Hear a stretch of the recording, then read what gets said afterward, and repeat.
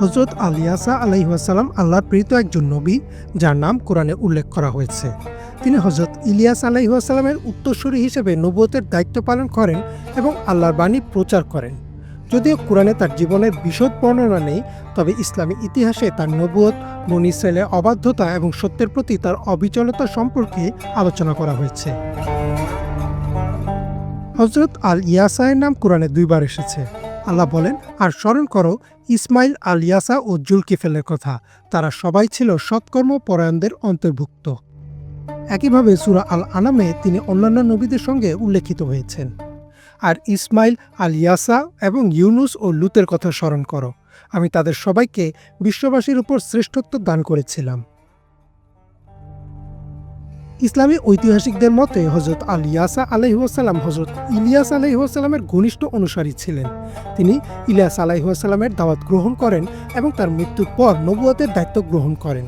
তার সময়ে বনী ইসরাইল গভীরভাবে গোমরাহিতে লিপ্ত ছিল। তারা আল্লাহর পথে ফিরে আসার পরিবর্তে মূর্তি পূজা এবং নানা অন্যায় কাজে জড়িয়ে পড়ে। যদিও হযরত ইলিয়াস আলাইহিস সালাম তাদের সত্য পথে ফিরিয়ে আনার চেষ্টা করেছিলেন, কিন্তু অধিকাংশ মানুষই অবাধ্য ছিল। হযরত ইয়াসা আলাইহিস সালাম তার পূর্বসূরির মতোই তাওহীদের দাওয়াত দিতে থাকেন এবং মানুষকে সৎপথে ফিরিয়ে আসার আহ্বান জানান।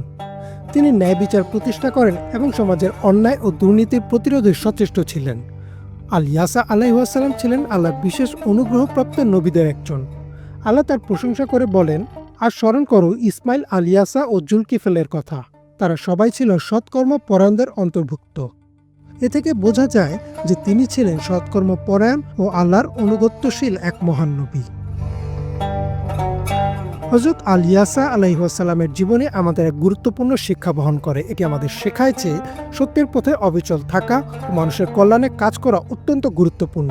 তিনি এমন এক সময় নবুয়তের দায়িত্ব পালন করেন যখন সমাজে অন্যায় ও পাপাচার ব্যাপকভাবে ছড়িয়ে পড়েছিল। তবুও তিনি ধৈর্য ও দৃঢ়তার সাথে আল্লাহর দাওয়াত প্রচার করেন। ইমরান মাহমুদ, বাংলা ভিশন।